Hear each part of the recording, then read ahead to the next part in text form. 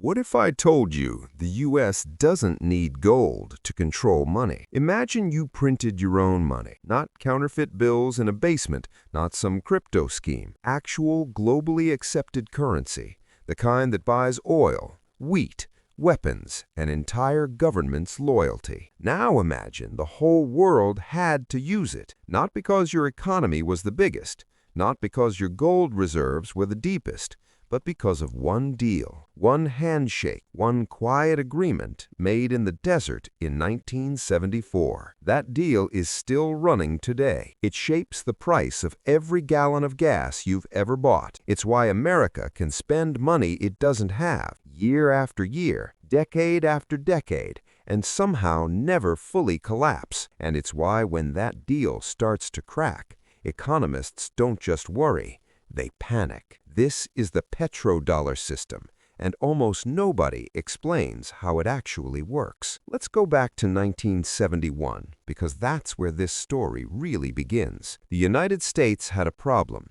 a serious one. It had been fighting a war in Vietnam for years. Bleeding money. The government had been spending far beyond what it earned, and all of this spending was supposed to be backed by gold. That was the deal since 1944.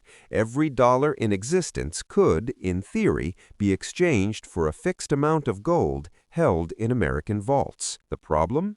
Other countries stopped believing that. France especially. France started sending ships, literally ships, across the Atlantic to exchange their dollars for American gold. Other nations followed. The vaults were draining. So on August 15, 1971, President Nixon went on television and said something that most people still don't fully understand the consequences of. He ended the dollar's convertibility to gold, just like that. No more gold standard. The dollar was now backed by nothing, just the promise of the United States government. Markets convulsed. Economists predicted disaster. The dollar, they said, was finished. They were wrong. But not because America fixed the problem, because America did something far more audacious. They found a replacement for gold. They found oil. Here's the setup you need to understand. In the early 1970s, there was one thing the entire industrialized world needed more than anything else: oil. The global economy ran on it. Ships, planes, factories, everything. And the largest pool of that oil sat underneath Saudi Arabia. Saudi Arabia, at the time, was a kingdom with extraordinary wealth underground and significant vulnerability above ground.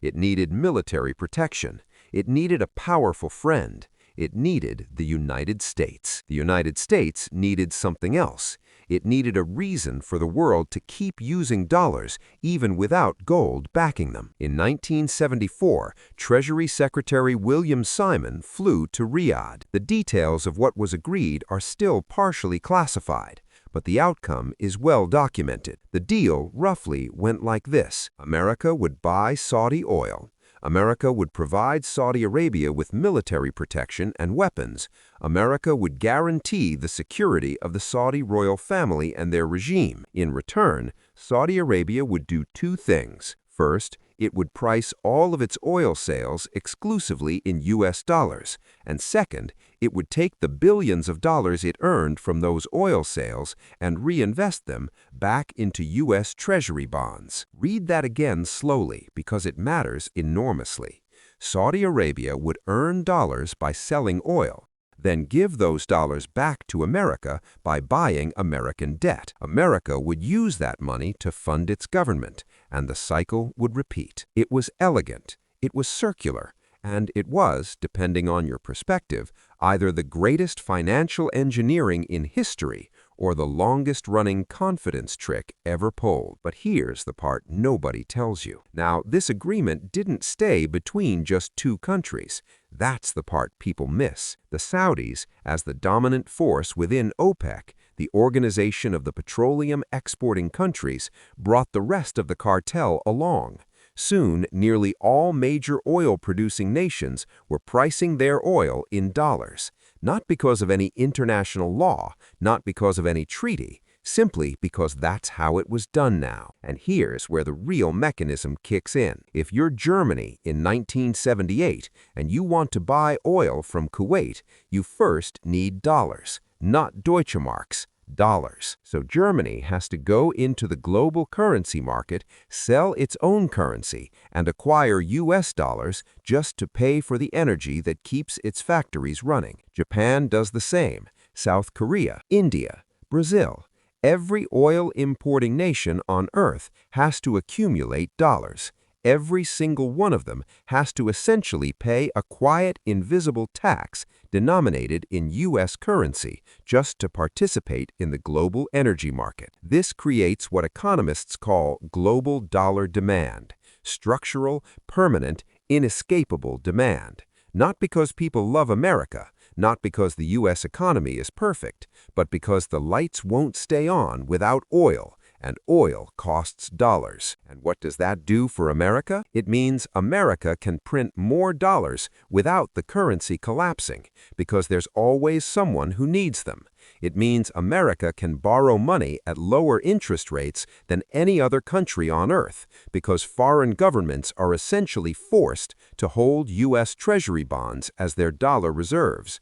It means America can run trade deficits, buying more from the world than it sells, year after year, without the kind of reckoning that would destroy any other economy. This privilege has a name. French President Valéry Giscard d'Estaing coined it back in the 1960s, even before the petrodollar, when he watched America's monetary dominance with barely disguised contempt. He called it the exorbitant privilege. He didn't mean it as a compliment. Let's pause and talk about what this actually looks like in numbers, because the scale of this thing is genuinely staggering. Global oil trade today runs at roughly $3 trillion per year. $3 trillion. The majority of that is still priced and settled in dollars. That means $3 trillion worth of transactions require dollar acquisition, dollar conversion, dollar reserves. Foreign central banks, China, Japan, Germany, Saudi Arabia, everyone, currently hold approximately $7 trillion in U.S. Treasury bonds. $7 trillion that America borrowed and spent. $7 trillion in IOUs that those countries hold because they need dollar reserves to participate in global trade. America's national debt as of 2024 is over $34 trillion, and yet it still borrows at relatively manageable interest rates. Why? Because there's a captive audience for that debt. Countries that hold dollars need somewhere safe to park them. U.S. Treasuries are that somewhere. It's not entirely voluntary, it's structural. Think about what this means. America essentially gets to export paper, dollars and treasury bonds, and receive real goods in return. Oil, electronics, cars, clothes, physical things of tangible value, in exchange for promises. One economist described it as the greatest arbitrage in financial history. You print paper, you get the world's resources. The world gets paper. The uncomfortable question is simple. What happens when the world decides it doesn't want the paper anymore? That question was purely theoretical for decades. Then it started becoming less theoretical. In 2000, Saddam Hussein announced he would price Iraqi oil in euros instead of dollars. 2 years later, the United States invaded Iraq. Draw your own conclusions. Historians still argue about causation, but the timing is noted. In 2009, Muammar Gaddafi proposed a Pan-African gold-backed currency called the dinar. He wanted African oil to be sold in that currency, cutting out the dollar entirely. 3 years later, NATO, led significantly by the United States, participated in the military campaign that ended with Gaddafi dead in a drainage ditch. Draw your own conclusions again. Now, in 2024 and into 2025, the conversation is louder and coming from larger players. China and Russia have been conducting oil trades in yuan and rubles. Brazil and China settled trade directly in yuan, bypassing the dollar entirely. Saudi Arabia has publicly discussed accepting yuan for Chinese oil purchases. BRICS nations, Brazil, Russia, India, China, South Africa, and new members have openly discussed creating a new reserve currency or trading system that doesn't depend on the dollar. The word being used is de-dollarization, and it has gone from the fringes of academic economics to the front pages of financial newspapers. Is the petrodollar actually ending? Here's where you have to be careful, because this is where the narrative gets seductive and the facts get complicated.